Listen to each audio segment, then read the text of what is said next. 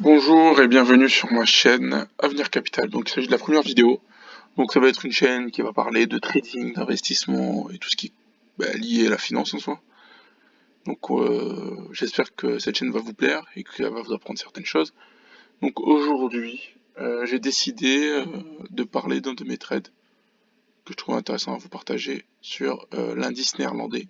Donc des 25 plus grosses capitalisations néerlandaises. Donc j'ai pris un long sur cet indice. Alors il faut savoir, moi je fais du swing, donc vraiment j'ai cherché des time frames, des trades qui durent vraiment dans le temps. Donc ce que vous pouvez voir sur l'indice néerlandais comparé au CAC 40, il est assez bullish. Donc actuellement on a 896,50. Donc moi je vais plus chercher des, euh, des zones pour intervenir, des zones weekly et pour entrer en position en 4 heures. Donc ça me laisse le temps de prendre mes positions, de les mettre en place, etc. Donc je vais vous expliquer mon exécution sur ce trade. Donc j'ai cette demande, donc une zone euh, qui va me servir, une zone qui va me permettre de me situer dans le marché, on va dire, et qui me donne en fait une envie d'acheter, du moins un biais acheteur dans cette zone, qui m'intéressait beaucoup, sur laquelle on est depuis un moment quand même, parce que ça fait depuis juillet-août 2024. Et on y est revenu plus profondément, donc je m'y suis intéressé, d'accord. Donc en 4 heures, pour voir mon exécution, comme vous pouvez le voir en fait en 4 heures, donc on est revenu dans cette dimen weekly qu'on a remanipulé, qu'on a refaké, remanipulé, hop, on est redescendu, etc. Remanipulé, hop, on a fait que ça, hein, c'est un peu un enfer, ok.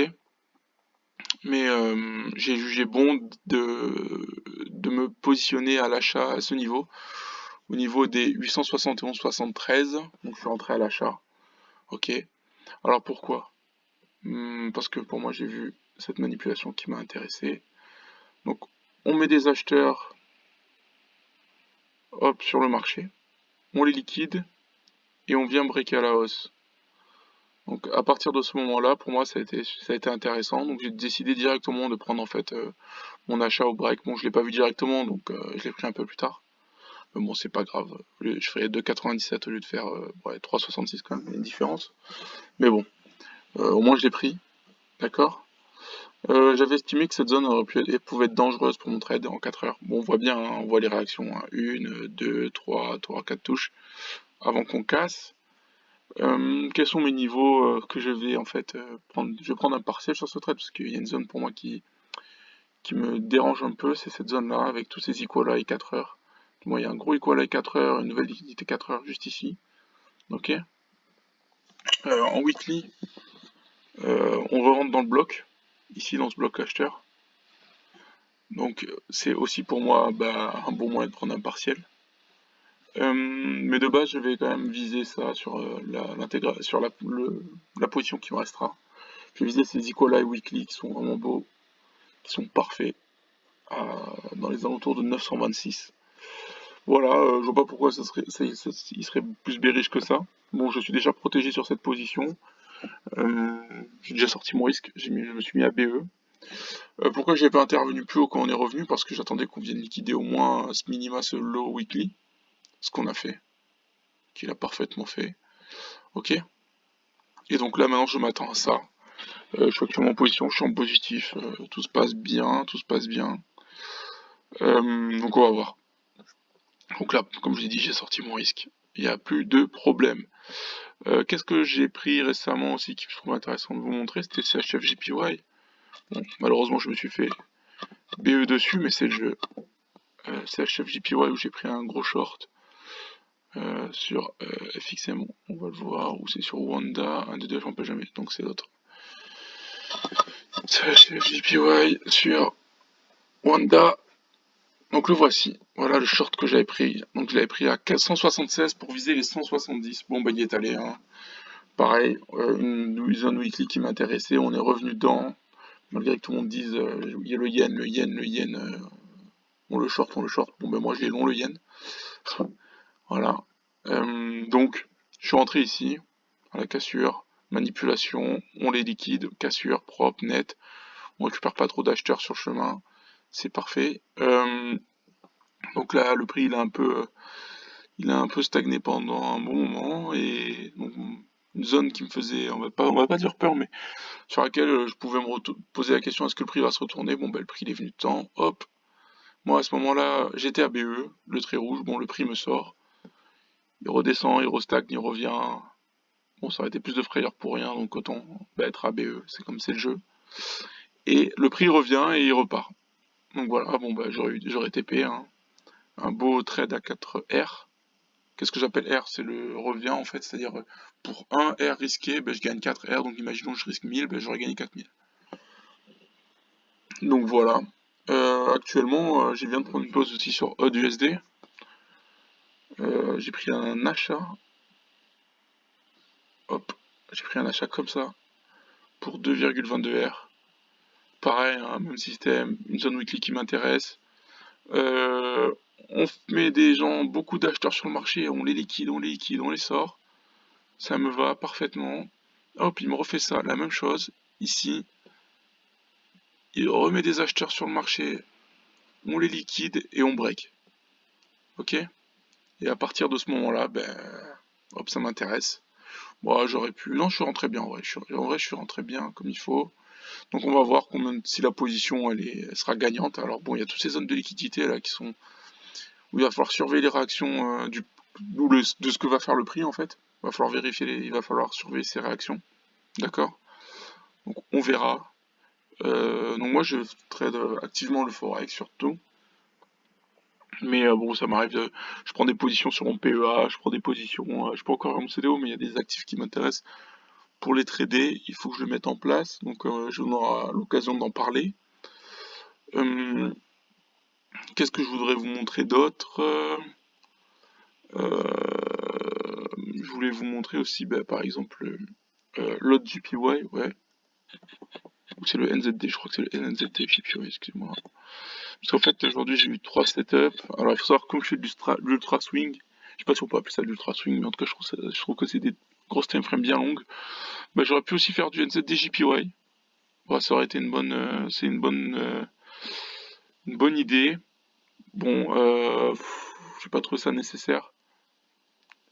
J'aurais pu prendre une pause, mais bon, à voir, on verra. Mais pareil, j'aurai long NZD JPY, il est même peut-être plus propre pour aller targeter les 92, on va voir. Mais comme vous voyez, moi je prends des positions qui sont très très longues, par exemple sur le NL25. Ça fait déjà un petit moment que je suis dessus. Je suis rentré en position pour tout vous dire le 21 novembre. On est le 9 décembre. Donc c'est des grosses pauses. Bon après, dans le futur, je suis amené à mettre un peu plus de risques. Histoire que ce soit plus... comment dire?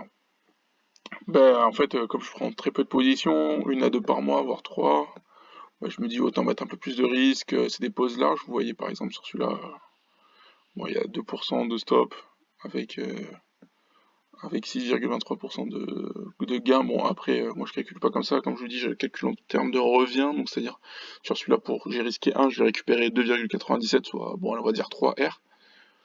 Donc je vous partagerai un screen quand ça aura ATP. Si ça a ATP, de toute façon maintenant, je m'en fiche parce que j'ai plus de risque. Donc à voir si ça doit y aller ou pas. De toute façon ça ira plus haut. Ça, bon, je suis pas encore assez bon pour savoir jusqu'où garder une poste parce que bon. Et est-ce que je devrais plus la manager, etc. Bon, ça sera dans le futur.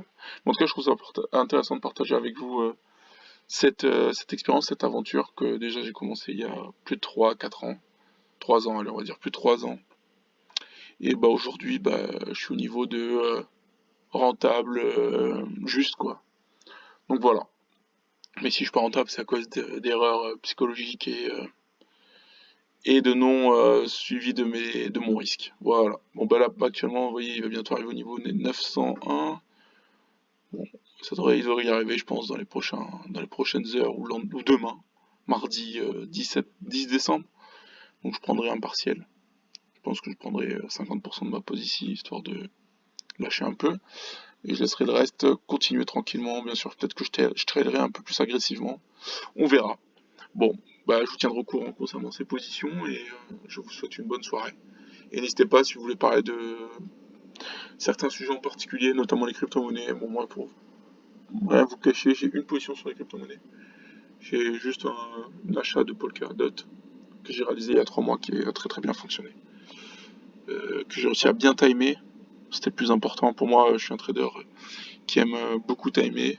Bah, le principe du trader, quoi. Et sinon, je peux vous montrer aussi ça par exemple. Je suis en train de travailler sur un moyen de prendre des add-ins, c'est-à-dire accumuler de la position. Alors là, j'ai cette 10 en 4 heures qui m'intéressait pour essayer de reprendre un add-in. Et ce que j'aurais fait, je pense que je pourrais commencer à prendre des entrées en 15 minutes dans ces 24 heures, quand je suis dans mon sens, bien sûr. Le sens du biais, bah alors là, je vous montre, hein, c'est toujours la même chose, le même principe que j'essaie de vous montrer. C'est on essaie de mettre des acheteurs sur le marché, surtout quand on achète. Donc on met des acheteurs sur le marché, on en a mis beaucoup ici par exemple. Vous pouvez le voir. Bon, on en remet aussi beaucoup ici, là, ici. On met des acheteurs, on les liquide, on met des acheteurs, on les liquide. Et à un moment qu'on les a tous liquidés, hop, on casse violemment. Bon, j'aurais pu faire un add-in du style comme ça. Hop, pour aller chercher, continuer à aller chercher des plus hauts. Notamment faire un truc du style qui m'ont rajouté un 2R. Bon, après, j'aurais pu essayer de rentrer un peu plus raffiné vu comment, en fait, je suis super haut sur ma zone. Mais bon, bref. Donc, c'est des choses sur lesquelles je travaille. On peut le voir aussi vite fait sur CHF et JPY. Je peux vous montrer. J'aurais pu faire le même style. Hein. Essayer de re-rentrer et faire des add-ins. Ça, on verra avec le temps. Donc, c'est celui-là. Vous voyez, ma zone orange.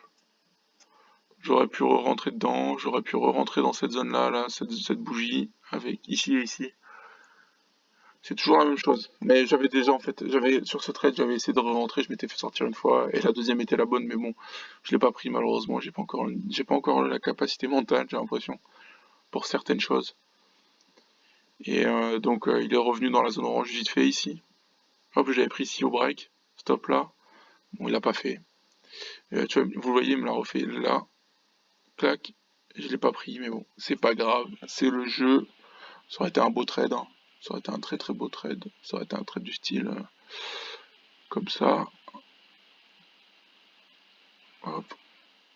Bon, j'aurais serré les fesses ici à ce niveau-là, mais c'est le jeu.